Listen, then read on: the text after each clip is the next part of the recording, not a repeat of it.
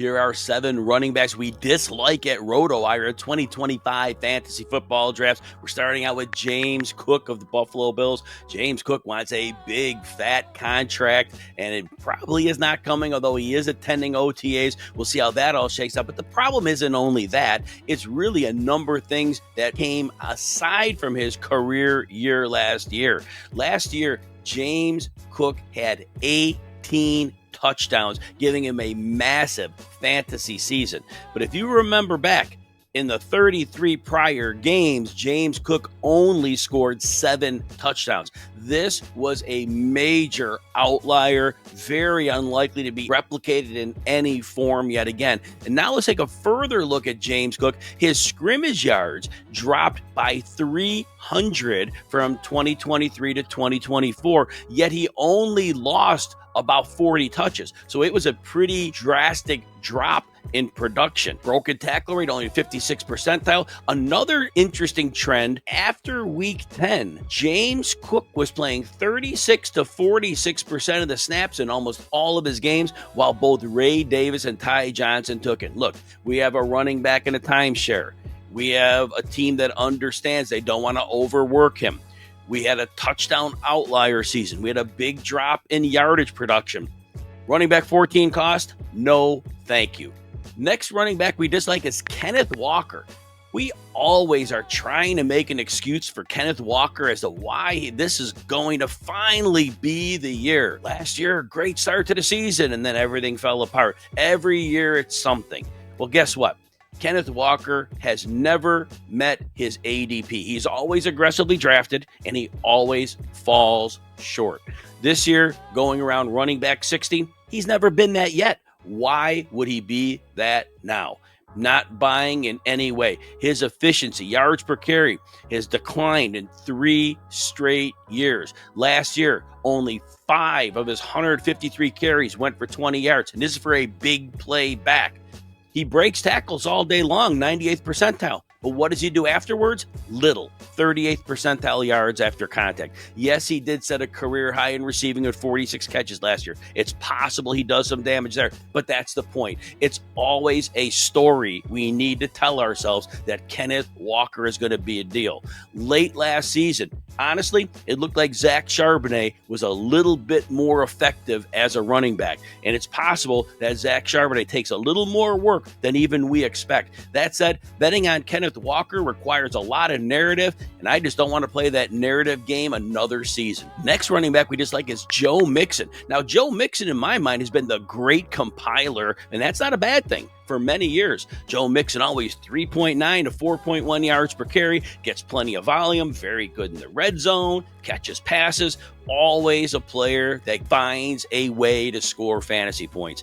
Yet last year, 19th percentile broken tackle rate, 22nd percentile yards after contact. These were even low by Joe Mixon standards, and Joe Mixon's going to be 29 years old this year. But here's the biggest problem. Everybody thinks Nick Chubb is done. Well, I don't think Nick Chubb is done. And Nick Chubb did not get a end-of-the-roster type of contract. It wasn't starter money, but it was a solid amount of money. Remember, Nick Chubb in the second week of 2023 had a devastating knee injury. Even though he returned last year mid-season, it was clear he was never going to be full health the first season back. And then he broke his foot, Nick Chubb did, and that was it. If Nick Chubb is 80% of the player he was in recovery, he will easily overtake Joe Mixon as the lead back in this offense.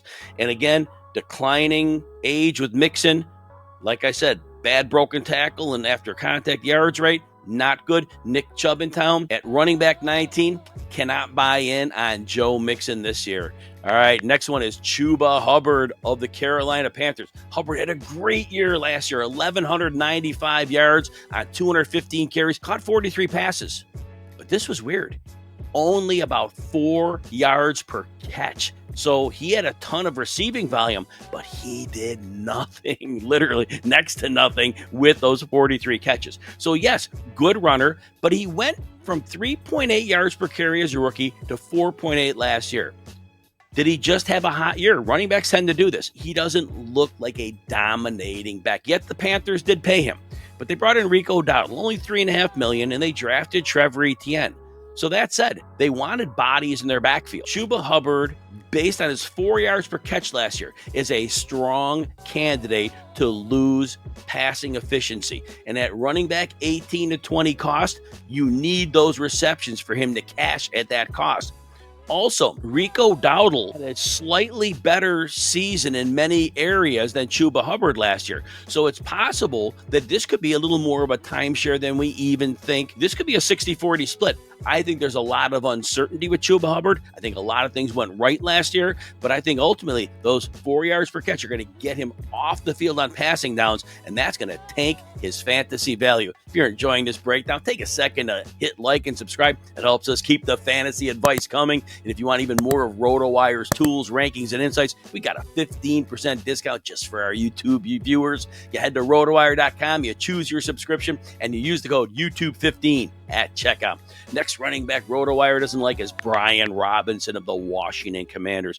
Brian Robinson is fine in some ways for what he does. He's a grinder back, 68th percentile yards if their contact was good, but only 41st percent of broken tackle rate. So again, marginal. His yards per carry have gone up each year from 3.9 his first year up to 4.3 last year. So that was all fine. But we saw decline late last season. Through week 13, 13.4 PPR points per game, 4.6 yards per carry. And then as wear and tear hit on Robinson, through the NFL playoffs, week 14 on, there's a bye in week 14 after that, 7 games. That 13.4 PPR per game went down to 8.6.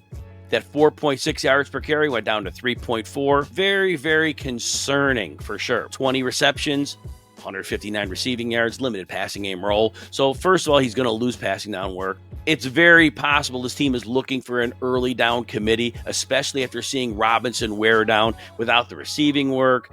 It's just a player that there's really very little upside.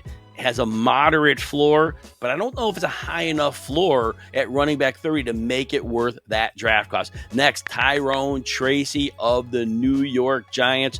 Yes, Cam Scadaboo was drafted 4th round, 2nd pick by the Giants. But that's not the only reason I'm out on Tracy. Tracy was great for fantasy managers. If you remember, it was right before the bye. He had a 5-week stretch, weeks 5 through 10, 5.4 yards per carry, getting 16 carries a game. It was looking great.